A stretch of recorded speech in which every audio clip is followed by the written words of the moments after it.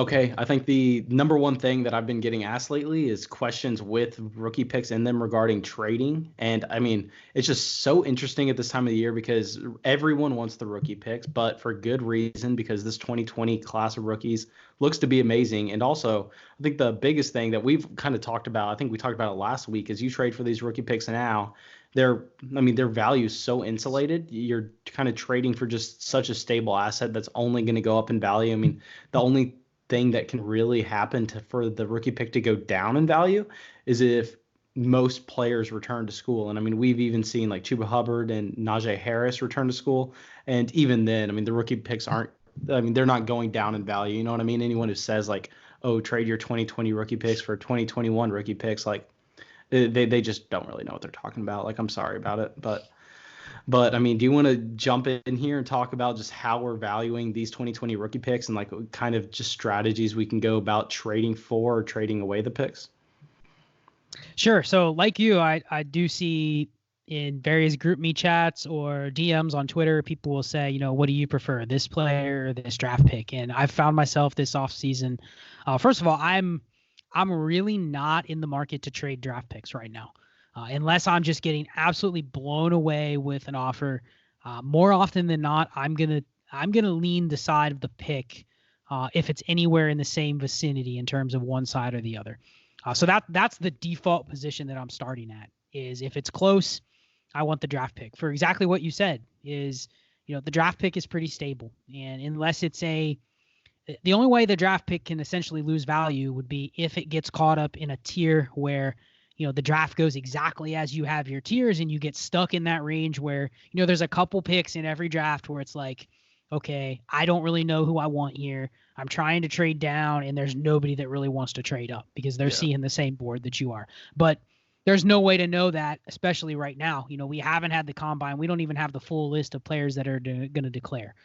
We haven't seen any of the all-star games or anything. So we really have very little information to say, this is my tier of 5, and then this is my next tier of 7. People that come up with that right now, I don't want to say it's useless because I think it's a good baseline of knowledge to have. But the actual numbers to say it's like a tier of 4 or a tier of 6 or a tier, I mean, that's pretty much useless. So yeah, I'm looking at it as I'm not trading draft picks unless the value just blows me away. But I think that another strategy right now is to do the opposite. I haven't done this as closely as I've wanted, just honestly because there's not that I'm burned out from last season, but my aggressiveness of going through every team and spamming trades out hasn't really been there over the last couple weeks. I've been more focused on just writing and research and whatever for the upcoming season. But I think a strategy, if you have a team and you're just looking for something to do, I'm on board with actually just going and selling players for picks at market value. Players that, there may be a market that other people are trying to acquire, maybe not top end studs, but, really any running backs. Like go back and listen to our video we did last week about running backs. Any running backs that are in that kind of risky tier, Geis, Kerryon Johnson, James Conner, Marlon Mack, anybody kind of in that tier that's a little bit risky. I'm fine with cashing out those guys at, 90 to 100% of their value. Even if it's a mid to late first round pick, I'm willing to swap that out and just take my chances that I'm going to be able to replace it. So I think that's the strategy right now. If you're going for rookie picks, is to still try to go out. And even if you're not making a big profit, I'd still rather have the picks over the players at this point. Yeah, I mean, because from now, okay, what do you think about this? Because I told multiple people this like lately. I think the number one time to trade away the rookie picks is after the combine. Because I think that by then we've talked about these rookies nonstop for months, and everyone is just talking about like best case scenarios. Like they're talking about, oh, DeAndre Swift is going to go to Kansas City. You know what I mean? That's CD Lamb is going to go to, I don't know, like you know what I'm saying? Like Arizona. What do you think about that? Is that kind of the best time to trade away the picks? Because I constantly hear trade them during the draft, but personally, at least in my leagues, I find that like they have the most hype and the most value at that time right after the combine. Yeah, no, I totally agree with you because, again, the risk of trading them during the draft, let's say your draft is a week after the NFL draft. The risk with trying to do that is after the NFL draft, Anybody that listens to podcasts or listens to YouTube videos or whatever, a week or two after the draft, there's been so many people that have written articles or talked about, hey, we have all the information in front of us. So the tiers actually become pretty locked in at that point, especially people that are in, 5, 6, 7, 8 leagues. They might have already had a draft or two. They have something in front of them to say, I know exactly how this draft's going to go. I've had 3 leagues where this player goes in front of that player. So even individuals at that point, their tiers have already started to be a lot more defined. So you may have a little bit more trouble actually moving those picks at their current value if the person is aware of their tiers. So I kind of agree with you. After the combine, a week or two after the combine, we have what? We have free agency. And so after that, we pretty much have 90% of the information that we're going to get before the rookie draft time. The only thing that's going to change is going to be landing spots and draft capital. Those 2 things. And, especially for quarterbacks and running backs, what I typically do is once I have the profiles of all the players, and I know how they tested and I know kind of where they're being seen pre-NFL draft and pre-landing spots, I'm kind of determining, okay, this player I really like, they're probably in, the mid first round range, but if they go to a great landing spot, they're probably going to get bumped up into the top 3 or 4. And if they go to a terrible landing spot or, they go a round or 2 lower than I expect, I'm going to bump them down. So instead of saying I have like an actual place for them or a tier for them, I have a range of where they're going to end up being. This was like Miles Sanders was the big example. I know we did a video on him last year. And I think you even said if he lands in a great landing spot, he's going to be your running back 1. And he was already, I think he was your number 2 even before the draft. No, he was my number 1 before the draft. I moved him down to number 2 after the draft just because Jacobs draft capital. Got it. Yeah. Well, but same principle though. Like you already had an idea of what a landing spot would do for where you're going to value him. Mm-hmm. And so if you have that in mind, you don't need to wait until draft day. You don't need to wait until, because on draft day, and I've said it on my show many times, the biggest fear with these teams where you load up on picks is that everyone else in your league calls your bluff and they go, okay, Mason, you have 12 draft picks in the top 20. Good luck. You better hit on all of them or you're going to lose value. And you're sitting there going, well, the reason I acquired these 12 picks was not so that I have to pick 12 rookies, but so I can selectively pick out where I pick the guys I like and then maybe move the other picks, maybe combine 2 other picks and, get another stud player at a position that I can't address in the draft. So really you're buying the picks for the flexibility. You're not buying it so that you can draft 12 rookies. So if you wait till the last minute, especially I've been in drafts before where I have so many picks that nobody else in the draft is willing to play ball with me because I have all the picks. And it gets like, especially in some leagues, it gets to the point if you have all the picks, people don't even really log on around draft time. Like if they don't have picks, they're not paying attention. They're not even going to check your offers. Yeah, exactly. And they're not as likely to engage in those types of deals when, maybe you have so much leverage with the picks. So you may be better off, like you said, proposing some deals from like combine time, early March until mid-April before the NFL draft. And see if you can really capitalize on, getting some value for those players. And you may not lose a lot in terms of your tiers. Let's say you're very confident on, 5 running backs going in the top 10.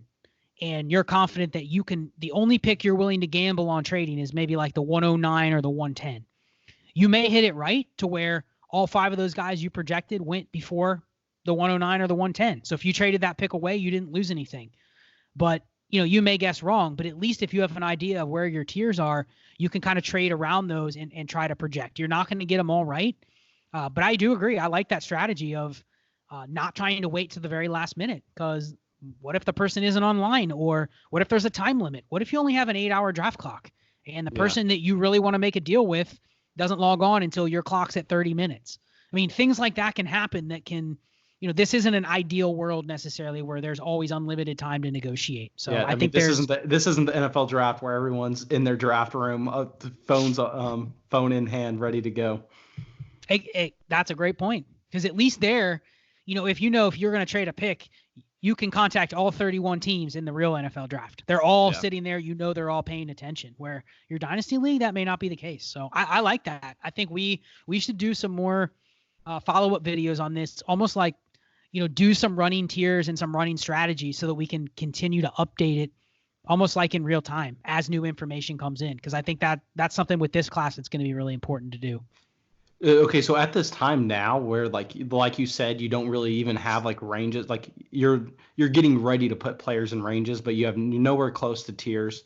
So you don't really like. We're kind of dark. I know we know about some of the prospects. We all know about CeeDee Lamb, Jerry Jeudy, DeAndre Swift.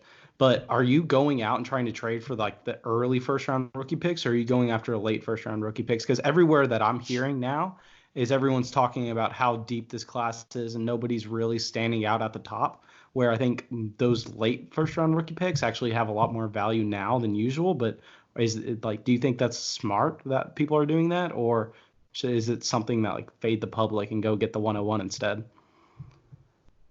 Yeah, that's a good question, because I think that here's what I'm doing, and we're talking Superflex, obviously. Yeah. I'm generally just kind of putting the positions in tiers. So if I look at my team and I know that I'm quarterback needy, I'm not necessarily going to chase the top 3 picks because they're so expensive.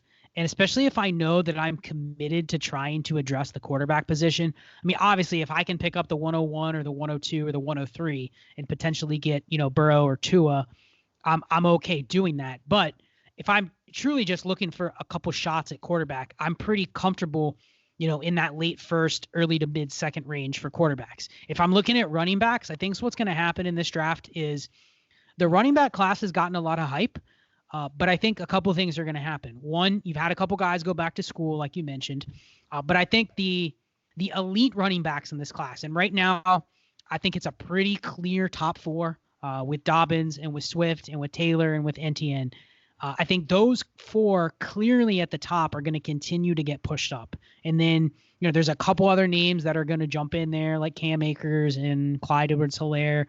They're going to jump up too, depending on, where they test on the combine. And so I think the running back range, if I'm looking at running back, I want to be as high as possible, because in any given draft, you could honestly have 7 of the top 8 picks be running backs. Outside of the, obviously like the 101 or the 103, you're probably going to have a quarterback or 2. But you could literally see it where there's 6 out of 7 of the next picks are running backs. So if you're sitting there going, oh, this is a deep running back class, I'm sitting at 112, I'm going to get whoever's left and I'm fine with it. You may not. You may be stuck with, now I'm stuck in a range where it's all wide receivers. And I think this wide receiver class outside of the top 2, and then any others that get, really high draft capital, I think this receiver class, you're going to get some good ones in the late second. So if I'm saying I want to build my receiver depth, I mean, yeah, I'm fine with like maybe taking a shot to trade for like a mid to late first, that maybe CeeDee Lamb or Jeudy or whoever's like the wide receiver 1 or 2 will fall in that range, kind of like DJ Moore or Cortland Sutton was a couple years ago. Mm-hmm. But I'm not banking on that. I'm not trading for the 110 saying I'm guaranteed to get a top 2 receiver, because that given draft, you may not. If I'm targeting receivers, I'm really trying to get the value in those, mid seconds to late seconds. Because that's where I think the depth of this class is going to shine in. There's a ton of receivers that are available there. And then quarterbacks, like we talked about. There'll be a lot of options in Superflex leagues at quarterback too. Oh, yeah, okay. And I just want to point out real quick for the people who like are new to Superflex, this takes I think it takes everyone like a year to realize that if you're like just brand new, not really paying attention.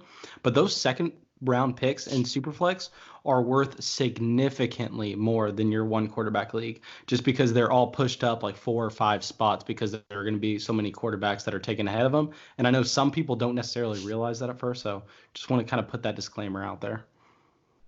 Yeah, exactly. And this is a great year if you're doing a Superflex startup draft. And it's one of those where, if you say I want to join a Superflex league, it may be one of those where the draft picks are in the startup. This is a great year to not sweat over, because I've done a couple startups already, and where the 101 and the 102 and the 103 is going, I still think they could be decent values, but you're definitely paying like sticker price. You're paying top 30 or better to get the 101 or the 102. I mean, they're going over legitimate, potential superstar players. So this is the perfect year where if you want to dip your toes into Superflex is, grab a couple of those late first round picks or early second round picks. And that gives you not only what you said, that the more value in the second round, but it gives you it's going to give you some options. You may have a running back that falls to you. You may have a receiver that falls to you, and you may be able to take a quarterback. So that's the range where it's perfect for the teams that won their leagues or made the playoffs, because you're in that late first round range. I think that's where the bulk of the movement and the trades and some of the best values are going to happen this year.